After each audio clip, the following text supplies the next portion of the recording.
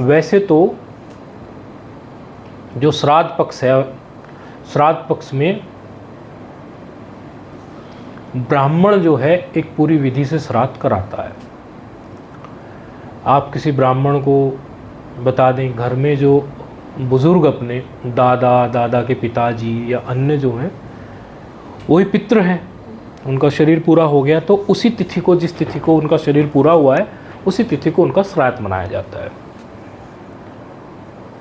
वैसे तो ब्राह्मण पूरी विधि कराते हैं, लेकिन कई बार कई लोग इस चीज़ को स्किप कर देते हैं। ज़माना ऐसा आ गया है कि लोग श्राद्ध कर भी नहीं रहे हैं, श्राद्ध के बारे में सोच भी नहीं रहे हैं। अब जो इतने लो लेवल पर आ गए हैं तो उनके लिए तो हम ऐसी बात बोलते हैं, वैसे तो पूरी विधि बात अलग है, उनके लिए हम ये बोलते हैं कि जिस दिन आपके पितृ का श्राद्ध हो, आप कम से कम इतना तो करिए, भोजन बना लीजिए। बोले गुरुजी भोजन क्या बना ले? अरे भाई खीर पूरी बना लीजिए, हैं? खीर ब्राह्मण को प्रिय भी होती है, मीठा भोजन। और आसपास कोई ब्राह्मण तो होगा, वो ब्राह्मण को जिमा दीजिए, भोजन करा दीजिए, और वो आपको छोटा मोटा कुछ बता देगा विधि, हैं? जल निकाल देगा, ऐसे करा देगा आपको, और फिर उनको भोजन करा के दक्षिणा भी दे दीजिए और तर्पण कर दीजिए। अपने पितृ के नाम से आपने वो भोजन ब्राह्मण को कराया, और जो छोटी मोटी विधि है वो आपने कर ली। इसमें कई सारी बात आती हैं। श्राद्ध की छोटी मोटी जानकारियाँ अभी पहुंच भी जाएंगी, क्योंकि श्राद्ध तो अभी कर है ही मामला। तो छोटी मोटी जानकारी है कि ऐसा करना चाहिए, ऐसा नहीं करना चाहिए, जो बहुत ज़रूरी होंगी वो हम थोड़ी लिख के भेज भी देंगे।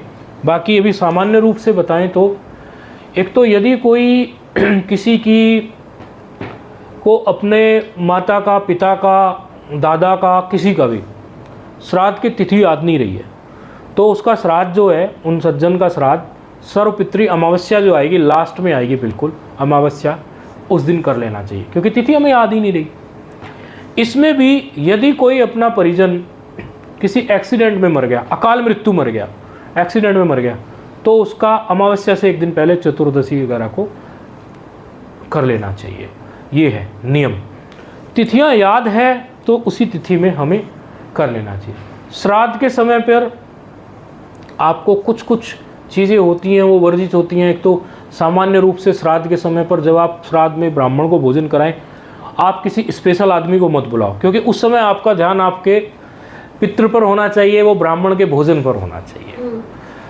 श्राद्ध के समय पर आप जो है अन्य क्रियाओं में किसी में नहीं लगो, उन दिनों जो है नियम से रहो, अच्छे से नियम के पालन करके रहो।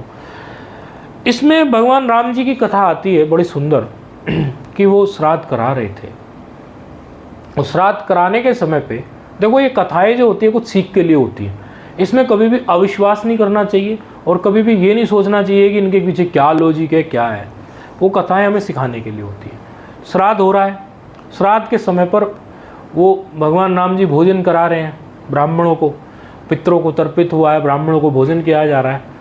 और जो है एकदम से जो है माँ सीता जो है वो एकदम से चंचलता में हो गए, अरे ऐसे कूद से के पड़ी जैसे, और एकदम से सिर पे जो है उन्होंने कपड़ा और ठीक से ढक लिया।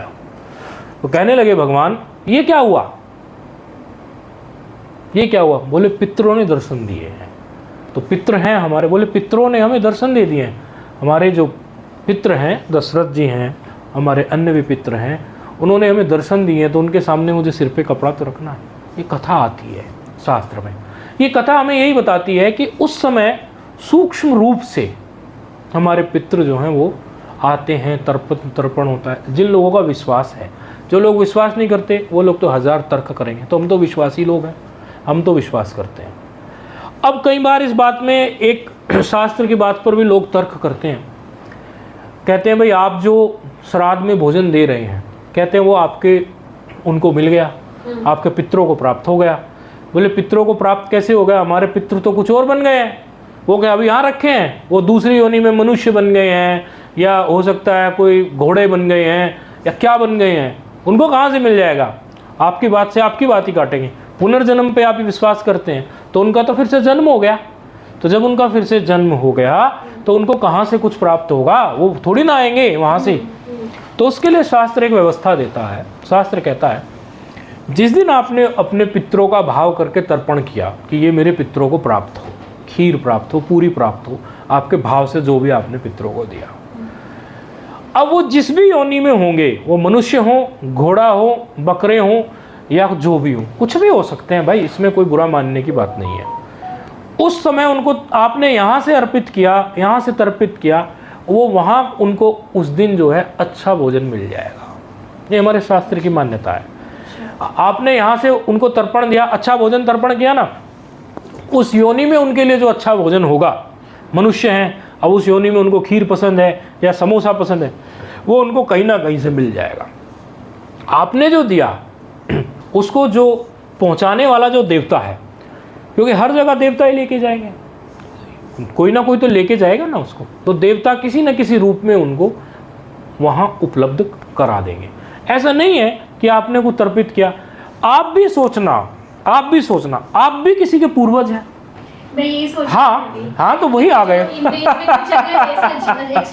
आप भी, आपका भी कोई कहीं श्राद्ध करता होगा, यदि पौराणिक मान्यता को मानता होगा, और किसी न किसी जन्म वाला तो करता ही होगा, तो आपको भी कहीं ना कहीं से इन दिनों में विशेष रूप से प्राप्त हो जाएगा। अब आप हमारे पास आए, हम भी किसी के दादा, अब यहाँ तो विवाह नहीं तो कुछ नहीं, आगे संतान नहीं, कुछ नहीं, लेकिन पूर्व में तो हुए होंगे, पूर्व के जन्म में कहीं, तो हमारे लिए भी आप ये 2 मिठाई के डब्बे ले आए कि नहीं, है कि नहीं, और ये सब चीज़ें आ गई कि नहीं आ गई हैं, ये चीज़ें आ गई। तो ऐसे जिस भी दिन मतलब ऐसे होंगे तो मिलते रहेंगे। आप भी ये महसूस करना, आपको भी कुछ ना कुछ प्राप्त हो जाएगा, विश्वास रखना। तो श्राद्ध के दिनों में भाव का बड़ा महत्व है। कई बार हम कर्मकांड नहीं कर पाते, कर ले तो बहुत अच्छा है, ब्राह्मण से कर्मकांड कराएं, पूरा कर्मकांड मतलब वो विधि से श्राद्ध कर देगा, किसी एक दिन तो बुला ले। गुरुजी जैसे मैं मम्मी से पूछी थी हमें कुछ करना है क्या, मम्मी कहती तुझे कुछ नहीं करना, मैं हूँ यहाँ पे, तेरी सास है। हाँ, तो उन्हीं के लिए लगती है ये बात।